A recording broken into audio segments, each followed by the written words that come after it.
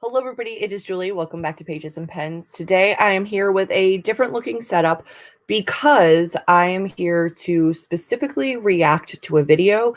And I love StreamYard. I use it for all of my live streaming. And I think this might be the most effective way to also react to a video because I can do screen and screen. So I had this amazing idea, which I will credit to Amber from Amber's Books and More. You guys have seen her in all of my live streams when we are writing.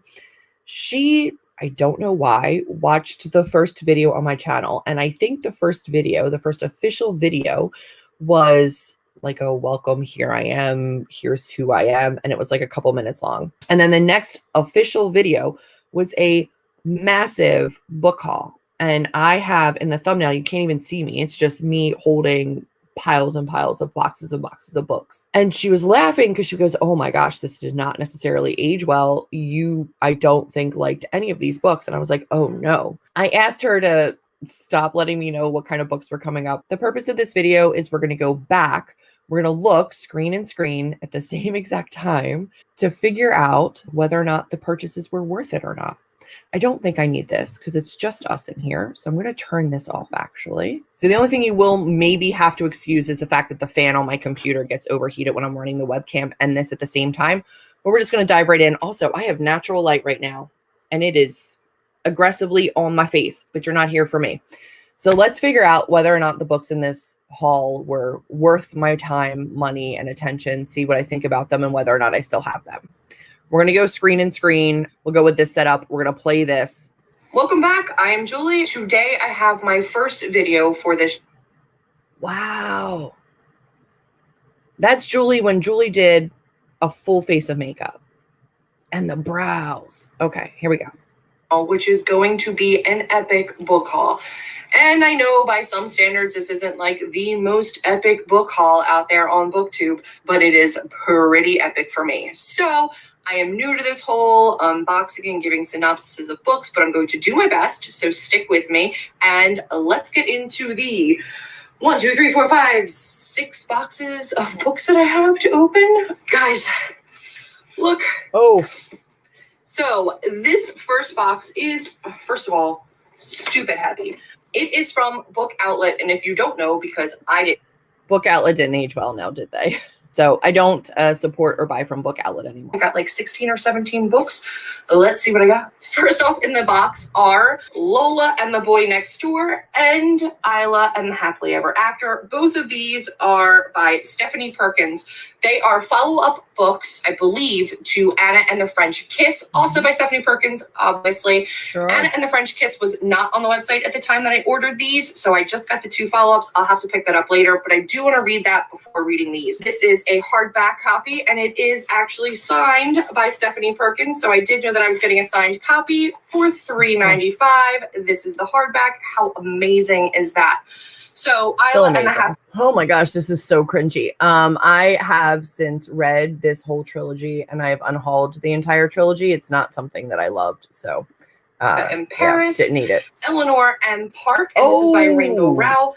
I have heard really amazing things about this book, and this one as well is a signed copy. No, doesn't matter. I mean, can you beat that? Eleanor and Park was all of $5.49 for a signed hardback. I'll Give You the Sun by Jandy Nelson. Okay. Eleanor and Park is very problematic. And after reading it and finishing it, I even say in my first review that long ago, this was from 2016, that I don't think that the way that Park, his mother, and his mother are represented are good at all. I think it's very racist, not even like low-key racist, just racist. And Rainbow Rowell did not age well. I don't support Rainbow Rowell. I don't have any of their books on my shelves. I got rid of that book almost as soon as I read it. So it went. But I did read it. So far I have read everything that I got, including I'll Give You the Sun by Jandy Nelson, which I didn't love. I didn't hate it. I didn't love it, but it was also before I got into that fabulous kind of realm, and it wasn't what I wanted it to be. And apparently they thought I wanted 2 of them. I have a second book, so I really hope I love it. And maybe at some point on the channel I'll do a giveaway, and I can use this as one of my giveaways. Is Under the Never Sky, but by Veronica Rossi. This one is a YA fantasy novel, I believe. I don't know if it's dystopian or... It is dystopian, and I did read it, and I did enjoy it, but I have since unhauled it. I actually listened to this in audiobook, so I never collected the whole series physically because I listened to them all, and I think they're available on Hoopla if you're interested. I didn't dislike the series, but I didn't need to keep it. Everybody was talking about Sarah Dessen, so when I found her books on there, I got every book that they had. This one is That Summer by Sarah Dessen. Couldn't tell you anything about it. Just know everybody was talking about her. Figured I would pick it up. It's a little shorty, so I'm sure I could run through this in no time at all. Next up was Dreamland, Along for the Ride. Don't know anything about these. Excited to get into them. Little easy to read romances. And then this one is Lock and Key. I think I heard most about this one. I also got This Summer I Turned Pretty. This is by Jenny. Okay, I read all of those specifically. I've read a couple of her other ones as well since then, and I have not liked any of them ever. So I've unhauled all of those books. Lock and Key just recently went my most recent unhaul. If you haven't seen that video, I'll link it down below in the description. I kept it for so long because it was a traveling book. I used it for a traveling book, but I don't care for Sarah Dessen. I don't like the way she does YA protagonists, and I don't love it. So also, just in that video, got rid of The Summer I Turned Pretty by Jenny Han. I never collected the rest of the books in this series because I don't care for Jenny Han's portrayal of teenagers in this book. I thought that the main ship and the relationship in this was just not something that you should be rooting for or encouraging teens to root for. I know it's an older book, but I didn't love it. Both of them, Lock and Key and The Summer I Turned Pretty, were traveling books, which is why I kept them for so long, but I did not like them. Next up was Crest. This is one of the Lunar series. I do have Cinder. Scarlet and Winter were not on the website, but Crest was, and I decided to get it. People really love this series, and this is by Marissa Meyer. I also got Lux Beginnings. Oh my gosh. So I have read the entire Lunar Chronicles series, including the novellas. Didn't hate it, didn't love it, got rid of it. Scarlet and Wolf are still my faves, but other than that, they all went. I didn't need to keep them. Lux, I believe at some point you're going to see both of the bind-ups. I ended up, I think, listening to all of these books. I did read them all. So far I've actually read everything in this haul, but I didn't keep anything yet. I don't still own any of these. This is Since You've Been Gone by Morgan Matson. This is about 13-year-old best friends, Sloane and Emily. So I've read this, and I didn't love it. I've gotten rid of that too.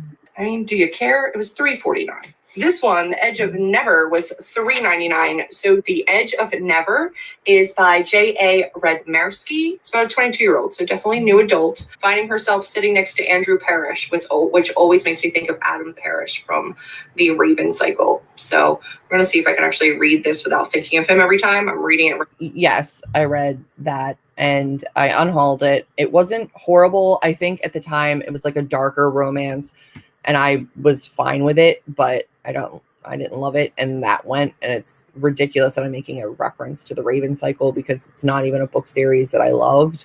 I've unhauled that too. This one I know gets dark. The reviews on this definitely came with warnings that it might have some buttons that it pushes for people. I think there is some abuse in these characters' pasts. This is by A. Meredith Walters. I don't really So I did read that, and I love that the term content warning or trigger warning wasn't even a thing that was widely said in videos. I'm it has some buttons that it might push, but it was a darker book as well, and a lot about mental health and abuse. I don't have it still. That was 16 books for $70. Book Outlet, you're my new best friend. But that's not all I got. Let's jump into my Barnes & Noble's order. This one I placed, they had, I think, 3 for $30 on hardback YA novels. It was only select YA, but I'm never going to say no to 3 for $30 on a hardback. I got a lot that I'm really excited about. First, we'll get out of the way. The paperback, this is Born Sinner. This is one of the 7 sinners. I don't know how big this series is, but this is by S.L. Jennings. This is definitely a new adult romancy book, I believe, about, I think, demons. I don't think it's angels. I think it's demons. We'll see how that goes. The reviews were pretty good on it on BookTube. So I have read that. I have reread that. I do have the rest of the series, but they're on my Nook or Kindle app. And I actually really, really enjoyed that book. It is a dark paranormal romance. I mess with it. So, you know, there's that. I am hoping that because I can do my live shows and you hear the sound with this, that you can still hear all of the sound through this. So we're going to go forward with the assumption that you can still hear everything. And if not, I've got to come back and finish this video. But there's laundry happening. There's stuff coming, people coming in and out of my apartment complex. And I'm going to attempt to hopefully drown out some of that fan that's happening. Let's see if this works. This is all trial and error. I haven't tried this before.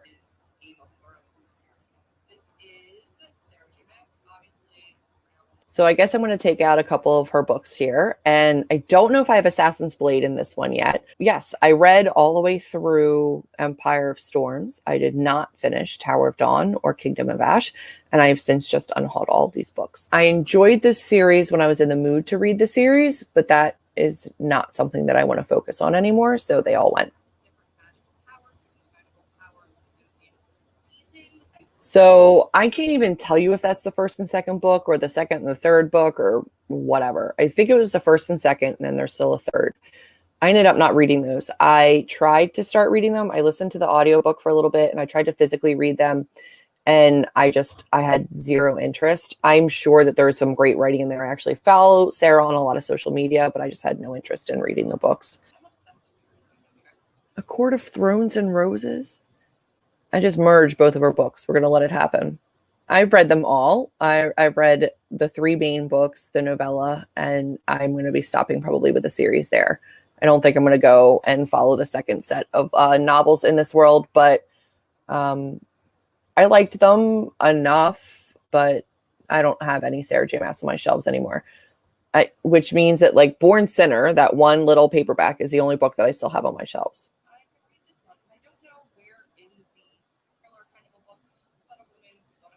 So I did read Scarlet. We already talked about that series. I did read The Girl on the Train, and it's just not my favorite kind of thriller mystery. I don't love unreliable narrators. I don't like villainized women who like can't control themselves around the drink. And it's just meh. But it was fine. But yeah, I don't own it still. Okay. So again, I read the Anne and the French Kiss series. If I say Barnes and Nobles one more time, like why can I not just get it right? Yeah, I don't own the Anne and the French Kiss series. I did read all of them. I don't own Sarah J. Maas anymore. First book, so I may read this one first. Which is exactly what I did. I lied. I do still have that. I still have Assassin's Blade up on my shelf. It's the only thing that I still own from her. I love the novellas. I had such high hopes for her writing because I loved the novella so much. And then I just didn't end up loving the series. Okay. So Stone Mancinani's School for Good and Evil series, we read one of them for the book club that I used to do, Job and the Librarians. And I actually did read the first 3 books, and then I gave them to my niece. So Charlie has these. I don't still own them, but I did read them and I did enjoy them. There was some stuff that they did well, some stuff that I didn't love, but overall a really great like middle grade series. And I thought it was good. Not sprayed edges, not like, can you imagine in 2016? It was out already. Crooked Kingdom, I think I said, was out already. And I didn't know. Anyway, it's fine. I still have that book. It's literally, you can't see because you're not there, but it's right here. Like it's in the background of most of my videos, and I have multiple editions of it now, and I love it. But Six of Crows and Crooked Kingdom, I wonder if Crooked Kingdom's going to show up. I did get all of those books and I just unhauled them, not because I didn't love them, but I don't think they were standouts that I'm going to need to pull off my shelves all the time. I enjoyed it. I liked our protagonist through the first book. I feel like she kind of like lost her arc a little bit as we kept reading, but I did own and have those. I don't have them on my shelves anymore, but I did enjoy reading them, so that's okay.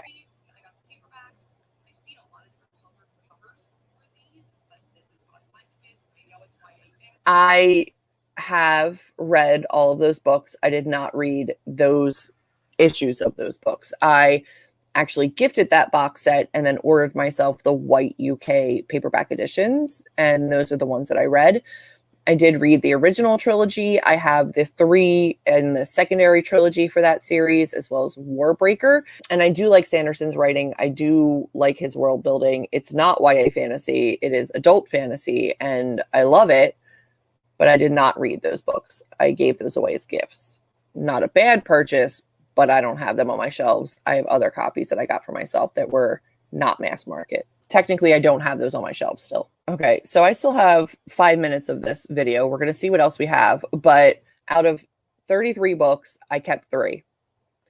I'm not necessarily angry at the cost of what I purchased. I don't think that they were necessarily bad purchases. I think they were early BookTube falling into the craze and the hype purchases, typical of people that are new to BookTube before you really truly understand your reading taste. 33 books, and I got rid of 30 of them. But I will say I read every one of them, so it's not like I haven't read them.